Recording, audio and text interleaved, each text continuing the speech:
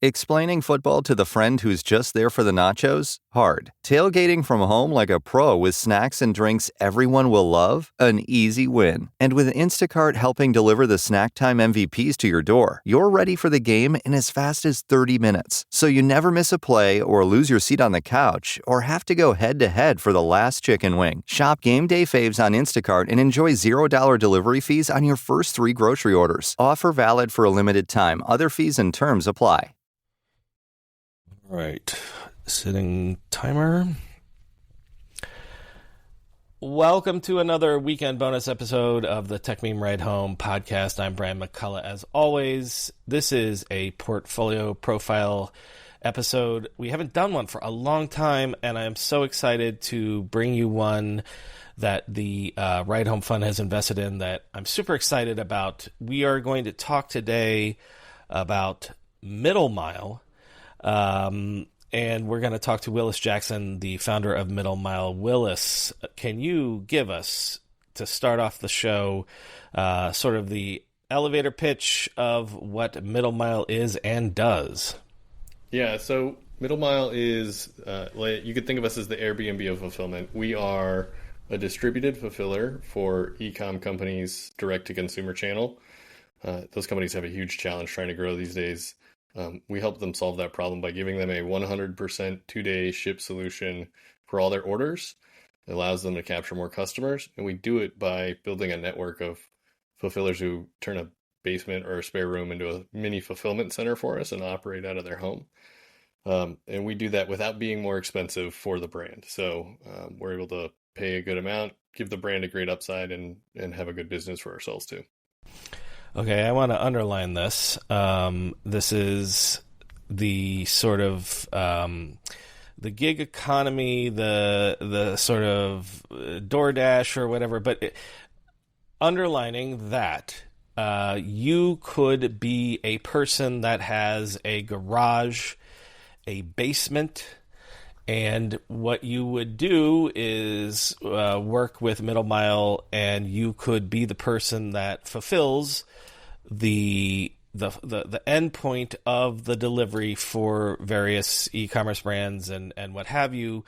For you take in the goods and the orders, and then you bring it out in your own vehicle, what have you. But it's literally your garage, your basement. Like that's the simple take here. Yeah, it ultimately ends up being a pretty straightforward job. They store inventory in a that extra room that's just got too much stuff in it, turn it into a little mini warehouse. And when we get orders from our partner brand, we assign them to people. They pack the order, they take it at the end of the day, they drop it off with our carrier, who does the last mile delivery, and they go about their day running their errands. And we're able to pay, especially stay-at-home parents and folks like that who have a hard time finding an income that works for them, a really good amount for part-time work that fits inside of their lifestyle. Could I poke on that a little bit again?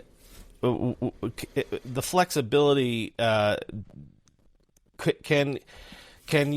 it bespoke in the sense that I could, I have availability on Wednesdays into Saturday, or I've got the next 2 weeks I'm free. Like, how does this work if I want to contract with you to do this sort of thing? What sort of, is it like literally being an Uber driver or what have you, where I'm in control of my hours and stuff like that? To an extent, yes. I mean, our brands, expect us to fulfill on weekdays, right? And so we ask people to be available consistently on weekdays. Stuff happens, people will get sick, or, there's summer vacations and things like that. Excuse me, but they're, it's ultimately up to them if they're going to be available. We incent people to be available, and, it's not, if they don't think they're going to be available consistently on weekdays, it's probably not the thing for them. But as somebody whose spouse is a stay-at-home parent for a couple of years, I can tell you there's 2 hours of dead time every day where you can fill in with other things, and being able to generate some income in that situation is really helpful to the family. What if I'm a brand or an e-commerce partner explain to me how this is different. This is a new option for me versus the other options that are out there. I'll mention them. Not afraid to mention, like, Amazon fulfillment, Shopify, things like that. So explain to me how Middle Mile would do something different if I am that side of the equation. Yeah, for sure. A lot of the brands we talk to, they for a bunch of reasons try to use Amazon as the sort of partner of last resort. They're a lot of times more expensive than a lot of other options. If you're going to sell on Amazon, you're going to end up paying the merchant fee. There's a lot of additional things that go into whether or not that's a good strategic decision for your brand.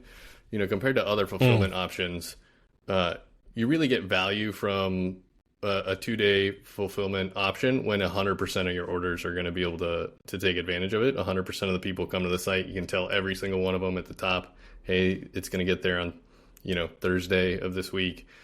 And by doing that, you get more people purchasing. The other options in the market don't get you to 100%. And when they do, it costs a lot more than you're spending. Brands already spend a lot of money on fulfillment. It's one of their biggest costs aside from the actual products itself. So we end up being less expensive than the alternatives to try and generate that lift for them. And ultimately, it's less complicated because we're able to manage the inventory assignment and all the sort of additional under the hood stuff that they don't really want to have to deal with most of the time. So it ends up being a pretty high value proposition for them. Well, one of the reasons why obviously we invested is because we'll get into. I'll ask you about this. Unit economics. You've got this all figured out. But give me your background and how you came to do Middle Mile. On a sort of broad level, what is your entrepreneurial journey? How did you get to here? How did you discover that this is a solution that the world's ready for? Yeah, I mean, I've certainly taken a little bit of a winding path. I from an early age knew that I wanted to start companies. About, 12 years ago, I got into doing it. Realized I wasn't very skilled at a lot of the things that were important to making a business successful, and decided to spend some time in the Bay Area trying to improve my ability to execute. While I was here, I worked at a couple e-com companies. I was responsible for trying to increase the amount of people who purchase from us. We ran some 2-day ship experiments, and I saw the results, and I was like, wow, this is like bigger than anything I've done bigger than entire quarters worth of work. And who were you working with again? I worked at 2 e-com brands. One was Madison Reed, and then I worked at Grove Collaborative, which is I was the first product manager there, and they've since gone public. But I also, in college, I worked for UPS, implementing some of their home-built software systems, and I spent some time as a dispatcher afterwards. And I've just sort of I've been around logistics. One of my parents was deep into logistics. So it's just a space that I've always been kind of curious about. Funny enough, the idea came when I was catching up with a friend, and he was telling me how his sister-in-law, as a stay-at-home parent, was struggling to find a way to make some money. And that she was doing something, and she was storing a bunch of stuff in her garage, and it was just sitting there, and it just sort of the two ideas collided at the right time. And I thought, well, maybe I could pay her to store my stuff in her basement, and she'd actually make money instead of just watching some stuff sit around. So, but I actually I shelved the idea. It was very easy at the time to grow as an e-com brand. The industry was growing 40% year over year for the most part. If I even tried to pitch it at that point, I think people just laughed me out of every meeting. But because it's really challenging now, the environment is right for people to do more creative things, and for brands to to try and venture outside of the normal well-worn paths, find ways to be effective and competitive. One of the reasons I didn't laugh you out of our meeting was you actually. You had one of the more detailed pitches in terms of I mentioned unit economics, but the spreadsheet in terms of you had it down to if we do X, we'll get Y. The profitability is Z for this. Like, how much time did you put into? And I'm asking this sort of as people that are, oh, I've got a good idea. Hey, let's allow people to do sort of gig economy by shipping and storing in their basements or things. How much time did you put into figuring out the actual nuts and bolts of this, where you can figure out what is profitable from day one to day 10,000 in terms of like the volume and the scale and everything? I don't like more than I could probably count. I mean, I spent most of my career in product, and in that vein, I really specialized in discovery and validation and firsthand, trying to take the sort of messy world of information you can get out of a conversation and turn it into something reliable that you can use to make a high quality decision with a predictable outcome. I knew from the get-go this was a unit economics business. If you can't credibly say the economics work, like you should not go down the path. It's going to be like very, very painful. And if it doesn't work out, like you just put discovery at the end instead of at the beginning, where you can do it, with a lot lower overhead. So we had a ton of conversations to try and figure out what we were going to be able to charge and what our costs were going to look like. I think, moreover, I worked at 5 different startups in the Bay Area. I've experienced firsthand when a company runs headlong into some discovery thing they should have done at the beginning that they skipped and didn't do for 5 years, and then it becomes the ceiling you can't break through. And I was just sort of determined not to do that to myself. It was not fun, to be honest, to go down that path, but it has actually been kind of interesting. We've broken a lot of rules in conversations with investors, like pitching off a spreadsheet is one of them. But because of the work we put into it, it shows through that it is, we're not making things up here. We have an actual idea of what's going on and how to do it and where we're going with it.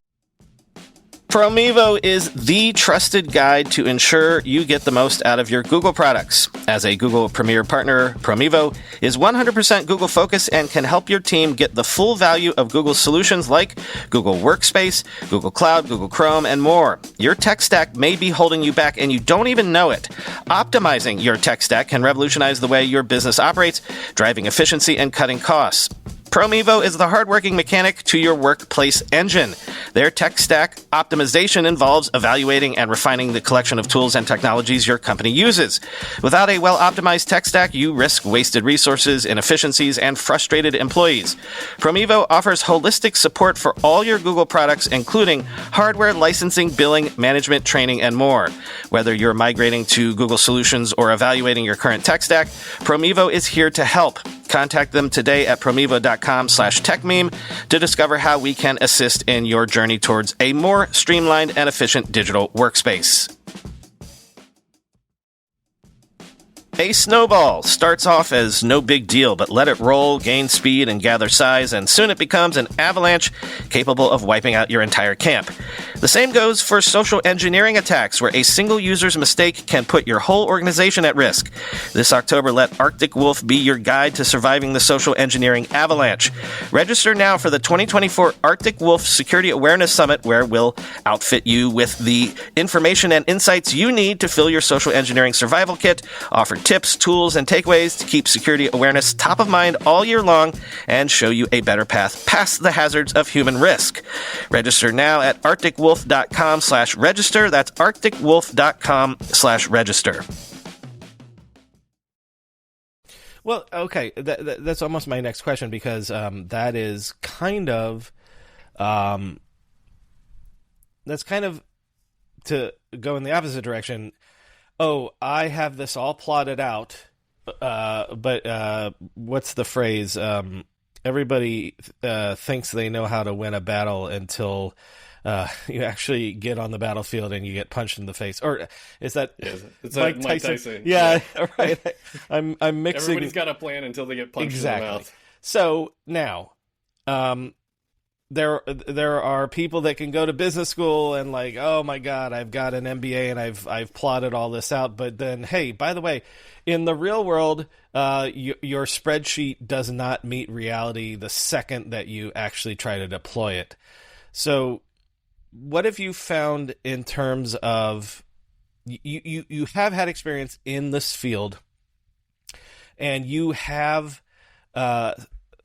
thought long and hard about how you're going to deploy this startup, but what happens when you deploy in the real world and it doesn't actually meet what the spreadsheet says it should meet? Yeah, and I mean, I think we've had enough experience to know that we're wrong. I've made a career out of making minor mistakes. Can you say that again? Wrong. Like the spreadsheet tells you you're right, but like, okay, deploy it and you're wrong. Yeah, I know we're going to be wrong about something, right? Like there's, I forget 16 line items on like the unit economics. I know we're going to be wrong about something. There are two things that I do, especially for our kind of business, that I think gives us the confidence that it's going to work, right? Is one, be right about the stuff that's the biggest. I've made a career out of making the only minor mistakes. Make sure that you cover the big stuff and that you're not wrong about the big stuff. But we know something in there is going to be wrong. We took a worst case view and tried to be extremely pessimistic in everything that we put on there. We have a more optimistic version of it that is very rosy. But if the number is positive enough at the beginning, when we're being very pessimistic, and we know that we've nailed the big things, the things that like really move the needle, then when we end up being wrong about something, it won't undo the whole thing. If we looked at it and we said like, oh, our margin per order is gonna be like 10 cents, the fact that we're gonna be wrong about something is like a huge problem.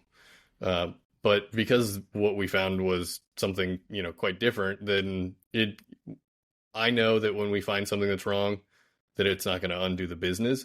And who knows, we might find that we're way too pessimistic about a bunch of things and that it works out to our benefit in balance. I think with the approach we've taken, that's possible. It's almost, not to put words in your mouth, but it sounds like what you're saying is, sure, you can create a spreadsheet with your ideals, but if you're creating a spreadsheet and you're creating a plan, a business plan based on experience, that's different because you're already starting with a directional idea of what you think should work. And so as opposed to having it be like, this is my idealized view of what should happen, I'm going in the direction of what I think should work, but I'm open to the idea that this and that will not work. And then I have to tweak, and that's sort of part of the philosophy of how you deploy. Yeah, exactly. I mean, I expect to learn my way through what we got wrong, but it's also important to note too. This is the one you saw is the 10th version of it. We had months ago. Yeah. We had several versions of it that we put together in the process of trying to discover, does this work?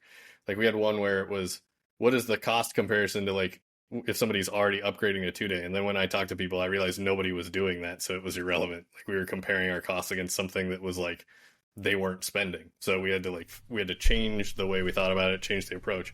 And so, I think it doesn't work perfectly for everything. For our business, where the unit economics are it is Sure. the thing. If they don't work, there is no business. And let me underline that too, because we're talking about logistics where it is a thing where there's a lot of inputs and outputs that we're saying spreadsheets, and I'm not saying that we're using that sort of writ large as an analogy for how you do a startup, but it is.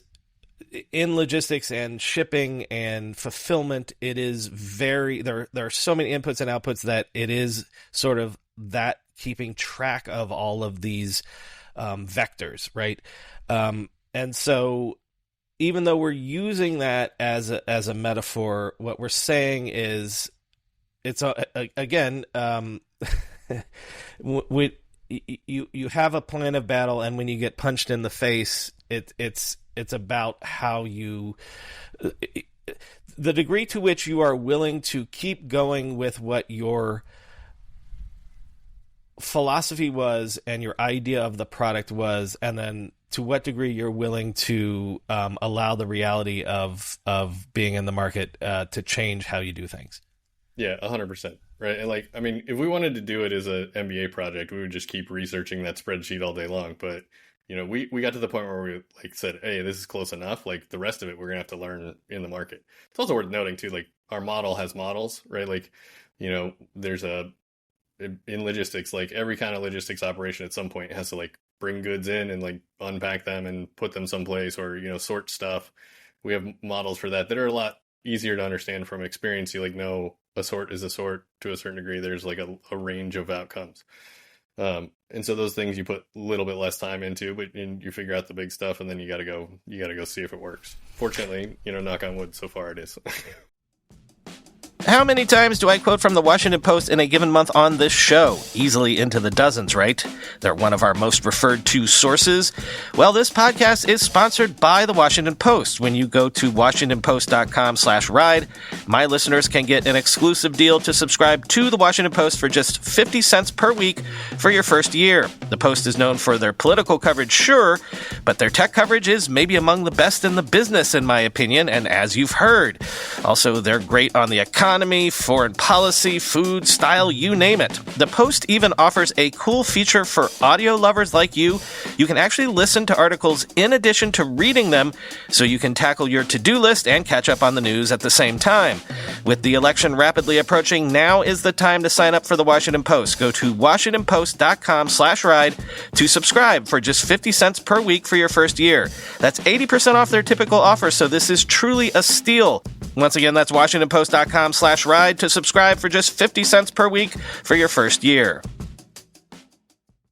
Yeah, I've said this before on the show. The only real job that I had for 6 months in my life was FedEx.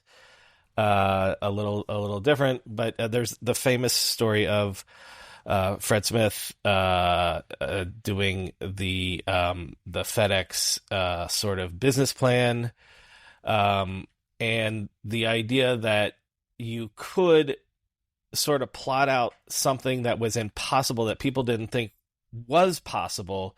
And then it is a famous Harvard Business School sort of thing where it's like, yes, I plotted this out, it was real, and I made it real. So again, let's hope that we're on the same famous historical track as that. Where are we at with Middle Mile right now? I super early investing in you all, and I don't want you to give away too much, but where are you in terms of the market you're serving and the customers and even the geographical areas that you're serving right now? Yeah, so I mean, we are early. We've got our first customer. The biggest challenge in a business like ours, if you're the brand and you pick the wrong partner, boy, it's going to make your life miserable. And if they're really bad, they could really undo your business. So, it's a very reference-driven sector. We have getting that first customer is crucial. We got the first customer and we started operating with them not too long ago. But there's a lot of interest in what we're doing. Like I said, brands they really are hurting, and they're willing to look at things that can help them chart a path forward for themselves. So we're working with customer one. We're about to hit the holiday season where things get predictably very busy in our line of work, and the expectation is that in January we're going to have a lot of people who are excited to talk to that first customer and start trying us out as well. If I was a brand, and maybe you're not necessarily ready yet with the holiday season coming up, but let's think down the road. If I was a brand that was interested in working with you, what can you provide me again in terms of like what you could do for them geographically, for their fulfillment, that sort of thing? Yeah, so I mean, brands talk to us about working with them one of two ways. Excuse me. They either are interested in us being, the whole fulfillment solution for them, where we fulfill all their direct consumer orders, or they, in some cases, in sort of rare cases, they have an existing traditional fulfiller that they really like, or one that they operate themselves in a specific location, and we can take the regions that are sort of outside of the 2-day coverage or around that location. We aren't geographically locked. Our opinion is, if you're the brand and I say like, oh, we're expanding in Denver right now, you're like, I don't care about Denver. That does me no good. It's like, how soon can I tell every visitor that they get free 2-day? That's what they want, right? And so for us, when we talk to a brand, we talk about how long it takes to get them to 100% coverage so they can start to see that payoff. But we can work, it's lower 48, but we can work around whatever their sort of requirements are for, how they want to work with us, and give them that lift. I hadn't mentioned this, and I should have earlier. GetMiddleMile.com is how you can get in touch. GetMiddleMile.com. GetMiddleMile.com. Also, since we're very early investors, if there are other investors that are listening that have an idea for scaling this sort of thing out, where are you at with the raise right now, and that sort of thing? Yeah, I mean, we are pretty far along. We've got a lot of folks that have been having conversations with us, especially in the last couple of weeks. There's been a huge uptick in interest, but we are, we're moving through the process. And if there are people who are like, "Oh my God, I've been waiting for somebody to solve this problem," they should reach out. Finally, what about if I have a garage? If I have a spare Wednesday or whatever, again, is it geographical based? Does it matter to you yet? And by the way, it's still so early that, obviously, you might not be all lower 48, but like if anybody is interested in getting in touch for that sort of thing, what should they know? Yeah, absolutely. When we tell people what we do, like very often, like a response is like, "Oh, my my father-in-law would love that," or my like cousin is a stay-at-home parent. She complains about money all the time. It's like these kind of things like come up. Like there's a contact us form at the bottom of our homepage. Like drop us their contact info and we'll reach out. We have a wait list for people who want to work with us, and as we get the volume to make sure that it's going to be a good experience for them, we bring people on. And there's not anywhere in the States where we don't want to add people. And if they're in a position where the economics make sense, then it's usually a pretty easy conversation. Great. Willis, again, this is GetMiddleMile.com. Thank you for coming on the pod and telling us what you're up to. My pleasure. Thanks for having us. All right. There we go.